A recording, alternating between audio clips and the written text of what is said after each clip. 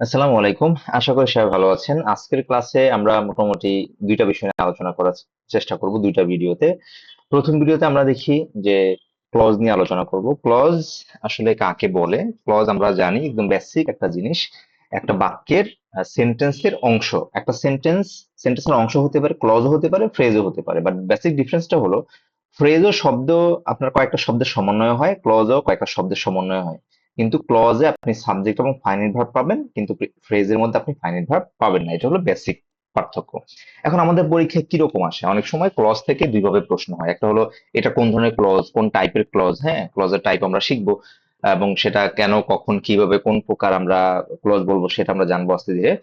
আর আরেকটা বিষয় হলো ক্লজের ক্ষেত্রে আমরা সবসময় সাবজেক্ট এবং ভার্ব, এই যে সাবজেক্ট এবং ভার্ব লাগে এই জায়গায় কিছু প্রবলেম দিয়ে দেয়, অনেক সময় রিডিউস করে দেয়, কখন রিডিউস হয় এই জায়গাগুলো শিখবো। আর ফ্রেজের ক্ষেত্রে আপনার জাস্ট টাইপ টাইপ থেকে প্রশ্ন বেশি আসে, সেটা কি নাউন ফ্রেজ নাকি অ্যাডজেক্টিভ ফ্রেজ বা অ্যাডভার্বিয়াল ফ্রেজ বা প্রিপোজিশনাল ফ্রেজ, এগুলো আমরা মোটামুটি প্র্যাকটিসের মাধ্যমে শিখবো।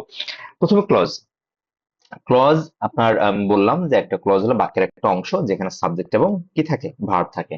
আর ক্লজকে রেনেন মার্টিন মোটামুটি তিন ভাগে ভাগ করেছেন, সেটা হলো নাউন ক্লজ, অ্যাডজেক্টিভ ক্লজ এবং অ্যাডভার্বিয়াল ক্লজ। এখন এই প্রকার চেনার জন্য একদম আপনি বিভিন্ন সংজ্ঞা বা কোনো কিছুতে যাওয়ার দরকার নাই। আপনি একটা সেন্টেন্সের মধ্যে নাউন যা যেই কাজ করে সেই কাজটা যদি কোনো ক্লজ করে তাকে আপনি নাউন ক্লজ বলবেন। এখন নাউন কি হয়? সাবজেক্ট হয়, অবজেক্ট হয়, কমপ্লিমেন্ট হয়।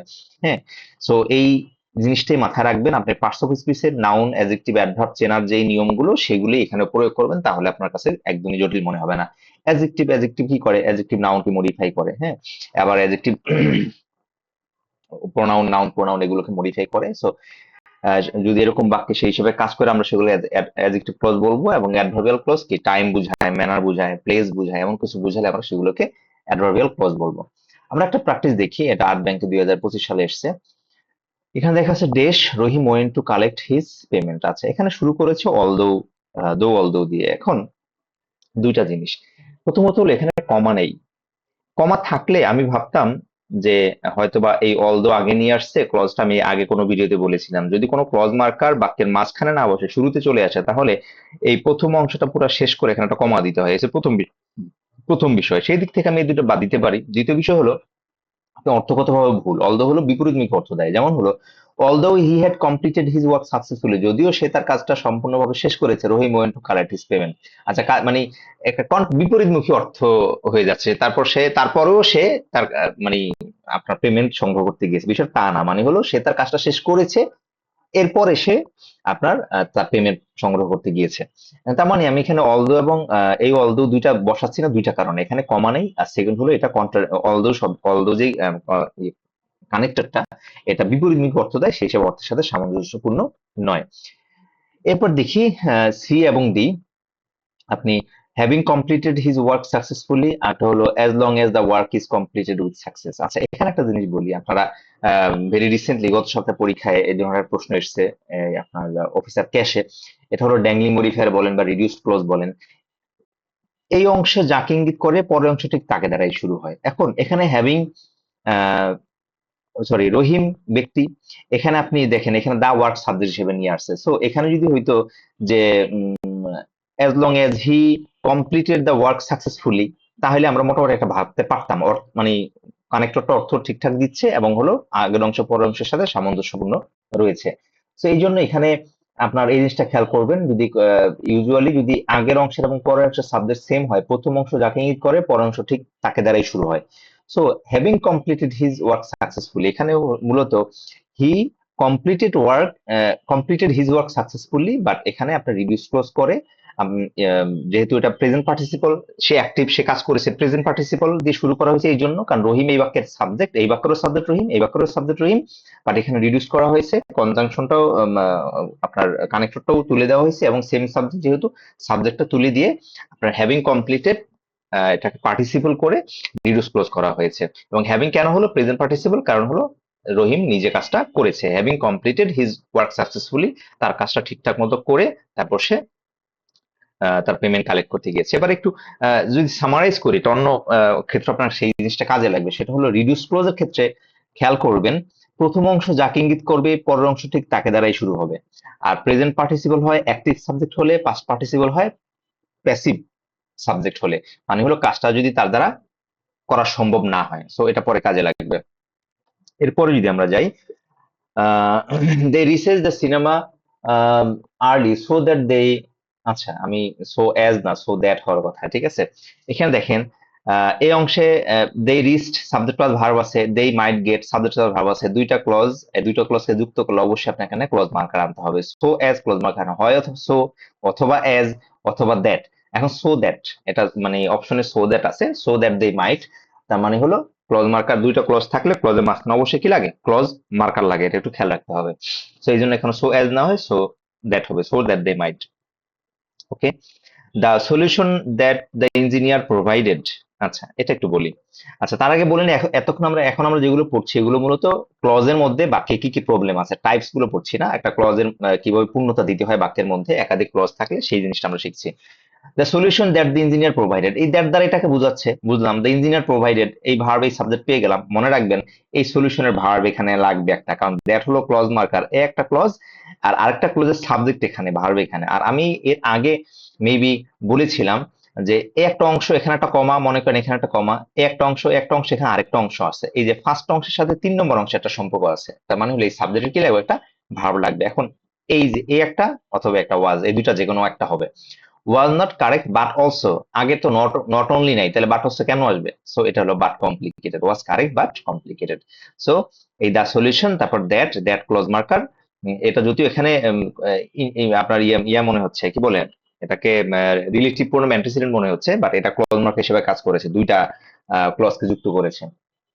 আর এটাকে বলে অ্যাপোজিশন। হ্যাঁ, এই মাঝখানে দা সলিউশন, এর মাঝখানে এই যে একটা তথ্য দিল সলিউশন কোনটা তার সম্বন্ধে কথা বলেছে, তারপর আবার সলিউশন নিয়ে কিছু একটা কথা বলেছে, ওয়াজ কারেক্ট বাট কমপ্লিকেটেড। আচ্ছা এই আমরা এর পরবর্তী বাক্যটা যদি দেখি, in T in T state administration in such, আচ্ছা এখানে একটা ভুল আছে, such a nice girl so nice a girl, এটা মনে রাখবেন। সাসের পরে যদি আপনার সিঙ্গুলার নাউন থাকে তার তার সাথে তার আগে এখানে আর্টিকেল ব্যবহার করতে হয়। তাহলে in such a, such a nice girl, এই সূত্রটা মিলাবেন তাহলে আপনার মনে থাকবে। সাস এ মেস কোথায় আছে, এটা ভুল। তারপরে উইথ নিয়ে আসছে, এটাও ভুল। হয় আমার a in such M S, in such M S, okay এই দুইটার মধ্যে যে কোনো একটা হবে।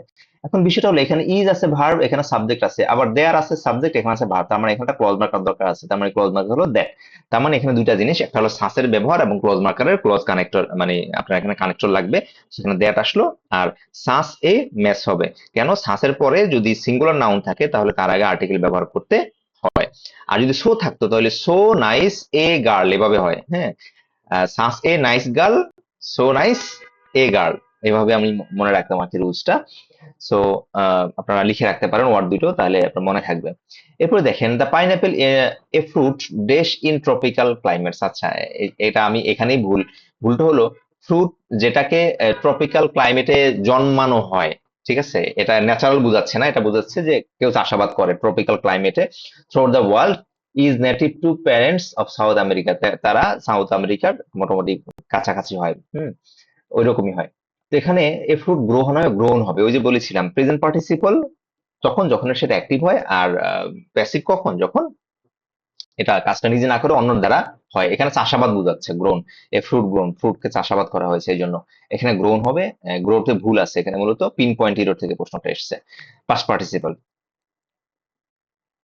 আচ্ছা এরপরে আমরা দেখি a female tiger signals this ready to mate by leaving her scratch marks and scent on trees.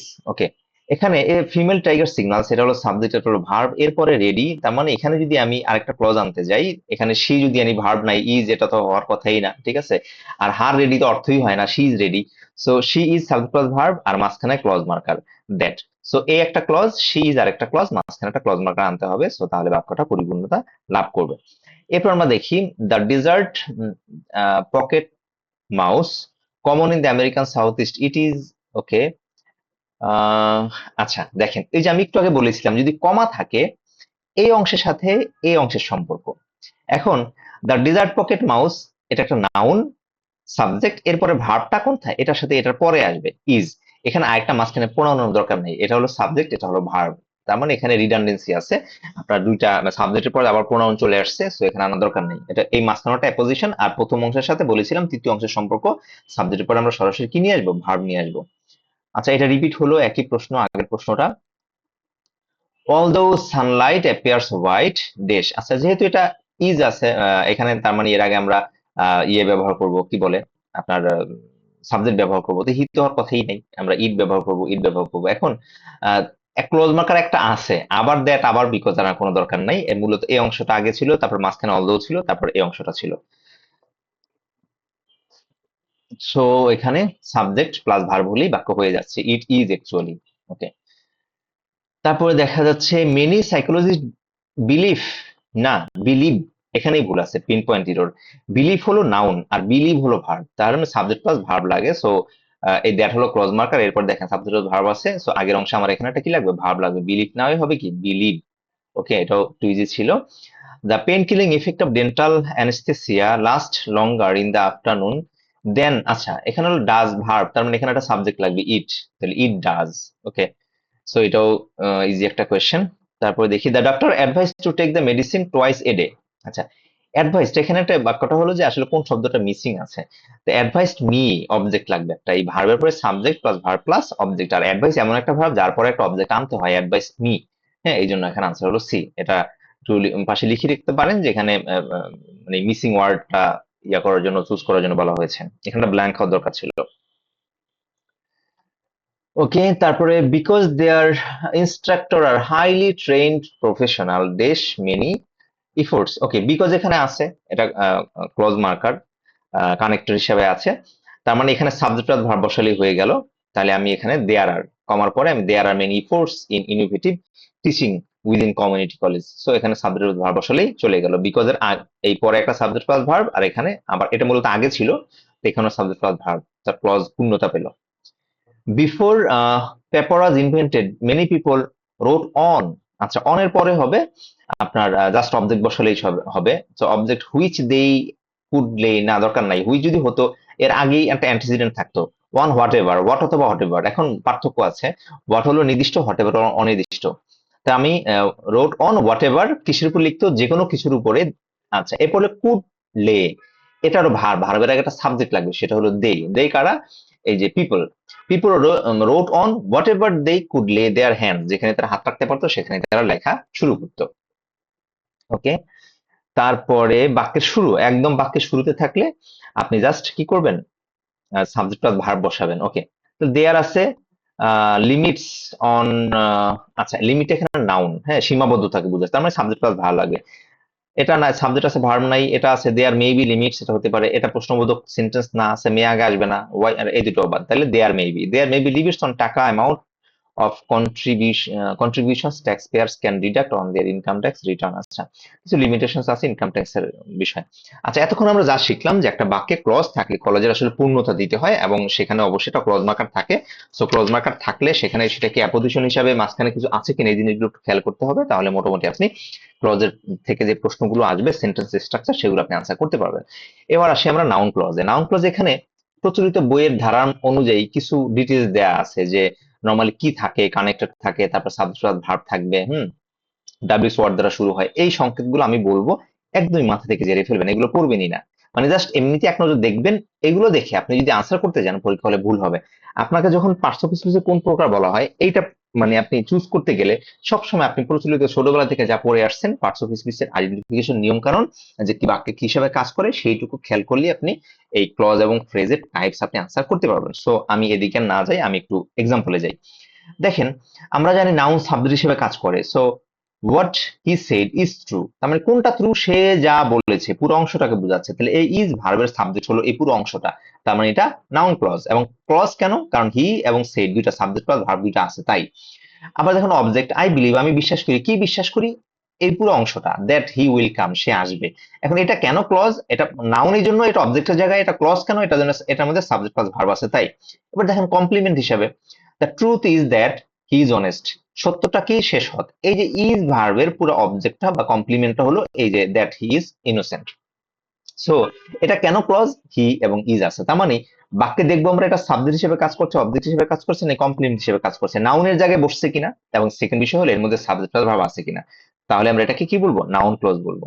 এবং দেখেন এখানে একটা কথা লিখে দিচ্ছে যে নাউন ক্লোজে কোশ্চেন ওয়ার্ড থাকলেও ওয়ার্ড অর্ডার হবে স্টেটমেন্টের মতো, মানে স্বাভাবিক। যেমন হোয়াট আছে, আপনি এটাকে বলতে পারবেন না ডিড হি সে, হ্যাঁ, এটা প্রশ্নবোধক বাক্য না, এটা জাস্ট স্বাভাবিক স্ট্রাকচার ফলো করবে। So I know that he is honest, ওই একই অংশ যে আই নো, আমি কি জানি, অবজেক্ট হিসেবে কাজ করেছে, এই জন্য এটা আপনার কি হলো, নাউন ক্লজ হলো। I was not surprised by, আমি এখানে দেখেন বাই প্রিপোজিশন, প্রিপোজিশনের পর আমাদের অবজেক্ট হয়, পুরো অংশের অবজেক্ট হিসেবে কাজ করছে, এই যে লেখা আছে প্রিপোজিশন অবজেক্ট হিসেবে। এবার আমরা দেখি কিছু এক্সাম্পল। যারা বিশেষ পরীক্ষা দিবেন তাদের জন্য এই ক্লজ এবং ফ্রেজটা খুব ইম্পর্টেন্ট। একটা প্রশ্ন প্রিলিতে আসে, ব্যাংকে কম্পিটিভলি কম আসে, বা আসার মতো একটু ক্রিটিক্যাল প্রশ্ন হলে আসে। A good college history text book includes, include হলো ভার্ব, সে কি ইনক্লুড করে, পুরো অংশটা এখানে আসবে। Every student knowing about history, should every student know, না, এটা তো এখানে শুড আসার তো কোনো মানেই হয় না। In that every, what every student, আসলে কি করা উচিত, ওই যে একটু আগে ডাব্লিউ শর্ট দ্বারা শুরু হয় ইউজুয়ালি, দেখেছেন, সেটাই এখানে কাজে দিয়েছে আর কি, যে এটা অর্থ বুঝতে হবে, স্ট্রাকচারটা যদি দেখেন তাহলে একটু ভালো হয়। A college history text book includes what every student should know about history, একজন স্টুডেন্টের কি কি জানা উচিত হিস্ট্রি সম্বন্ধে, সেগুলোকে করা হয়। সো এটা মূলত ক্লজের স্ট্রাকচার থেকেই আসছে এবং অর্থগতভাবে আপনি যেন ব্যবহার করতে পারেন। এই একটাই এক্সাম্পল দেখা দেখা যাচ্ছে 2016 সালের পরে আর আসেনি। এরপর দেখেন অ্যাডজেক্টিভ ক্লজ। অ্যাডজেক্টিভ ক্লজ কি করে আমরা জানি, নাউনকে রিলেটিভ প্রোনাউন হিসেবে কাজ করে। যখন বাক্যের মধ্যে এই ডাব্লিউএস ওয়ার্ড গুলো হু, হু ইজ দ্যাট, এর এরকম থাকবে, এর আগে নাউনকে ইঙ্গিত করবে, সোজা কথা আপনার নাউনকে মডিফাই করলেই হলো, তাহলে সেটাকে আমরা কি বলবো, অ্যাডজেক্টিভ ক্লজ বলবো। এখন আমরা একটা এক্সাম্পল দেখি। আই নো দ্য ম্যান, আমি ও মানুষটাকে জানি, হু ইজ এ পোয়েট, এই দেখেন এই অংশটা, এই পুরা, এই যে ম্যান, এই ম্যানটাকে মডিফাই করছে। এখন এটা একটু বোঝার জন্য একটু ইজিটা এই জায়গায়, এখানে ডাব্লিউএস ওয়ার্ড আছে, ঠিক তার আগে একটা অ্যান্টিসিডেন্ট আছে। এমন যদি থাকে সেটাকে আপনি কি বলবেন, অ্যাডজেক্টিভ ক্লজ বলবেন। সেটা খেয়াল রাখবেন, পাশাপাশি খেয়াল রাখবেন সত্যিকার অর্থেই সে আগের নাউনটাকে মডিফাই করছে কিনা। এবং এখানে দেখেন the man who came here ইস্টারডে, যে মানুষটা গতকাল এসেছে, ওয়াজ অ্যাপ্লাইড ফর দ্য পোস্ট, সে এই পোস্টের জন্য আবেদন করেছিল। তার মানে এই দ্য ম্যানের পুরো অংশটা ম্যানের ব্যাপারে কিছু তথ্য দিয়েছে, এটা ম্যানকে মডিফাই করছে, এই জন্য আমরা হু কেম। আর স্ট্রাকচারগত কি, রিলেটিভ প্রোনাউনের ঠিক আগে একটা নাউন থাকে, ওই নাউনটা কি সে মডিফাই করছে, তার মানে এটা আপনার adjective clause. Evaporation is the process, আচ্ছা ওকে, এখানে এটা একটু অর্থ বুঝতে হবে। আপনার বাষ্পীকরণ একটা প্রসেস, ইন, আচ্ছা এই প্রসেস দ্যাট হবে না, হুইচ, যেটি, আহ, যেই প্রসেসের মধ্যে a liquid turns into a vapour, একটা তরল পদার্থ বাষ্পে পরিণত হয় at temperature below its boiling point. এটার মধ্যে প্রসেস যখন বোঝাচ্ছে, প্রসেসটা আপনার বস্তুগত বা একটা প্রক্রিয়া বোঝাচ্ছে, সেখানে আপনি রিলেটিভ প্রোনাউন দ্যাট না, সেখানে আপনি হুইচ ব্যবহার করবেন। তো দা প্রসেস ইন হুইচ, অর্থগতভাবে in which a liquid turn, যেই প্রক্রিয়ার মধ্যে, এই জন্য এটা অর্থগতভাবে দ্যাট না হয় কি হবে, হুইচ হবে। এবার দেখেন adverbial clause, an adverb. So adverb কি করবে, আমি এত স্ট্রাকচারে না যাই, সাবঅর্ডিনেট ক্লজ থাকবে এবং যে কানেক্টর গুলো থাকবে, নরমালি আমরা যে যেগুলো টাইম বুঝাই, এই ধরনের before, after, because, as soon as, কারণ, দেখেন রিজন বুঝে, adverb of time, adverb of reason, adverb of place, এরকম কিছু আছে, হ্যাঁ। এই সবগুলো এখানে দেখেন, unless, since, when, while, although, এগুলো থাকে ইউজুয়ালি, এবং সেটা বাক্যের অ্যাডভার্ব হিসাবে কাজ করে। যেমন যখন টাইম, কজ, কন্ডিশন, কন্ট্রাস্ট এবং পারপাস, এগুলো দ্বারা যুক্ত হয়, এই ধরনের কনজাংশন দ্বারা যুক্ত হয়। বাট আমরা খুব সহজেই বোঝার চেষ্টা করব যে এটা অ্যাডভার্বে কাজ করছে কিনা, অ্যাডভার্বের জায়গায় বসছে কিনা। যেমন দেখেন, as soon as I get your call I will leave, আমি চলে যাব কখন, এই পুরো অংশটা বোঝাচ্ছে আমি কখন চলে যাব, তার মানে এটা সময় বোঝাচ্ছে, তার মানে এটা অ্যাডভার্বিয়াল ক্লজ। আবার এখানে দেখেন, he failed because he did not study, সে ফেল করেছে কেন, কারণটা কি, রিজন, অ্যাডভার্ব অফ রিজন বোঝাচ্ছে, এই জন্য কজ বোঝাচ্ছে, এই পুরো অংশটা অ্যাডভার্বের জায়গা দখল করেছে। তো আমরা দেখি, they were asked to wait, তাদেরকে অপেক্ষা করতে বলা হয়েছে কখন পর্যন্ত, till the signal was given. আপনি অবশ্যই এই ক্লজ মার্কার একটু খেয়াল করবেন যে অ্যাডভার্বের মানে সময় বোঝাচ্ছে কিনা, এই ধরনের সময়, কারণ, প্লেস, এগুলো বোঝাচ্ছে কিনা। তার পাশাপাশি অবশ্যই একটু অর্থের সাথে একটু সমন্বয় করে অ্যান্সার করবেন।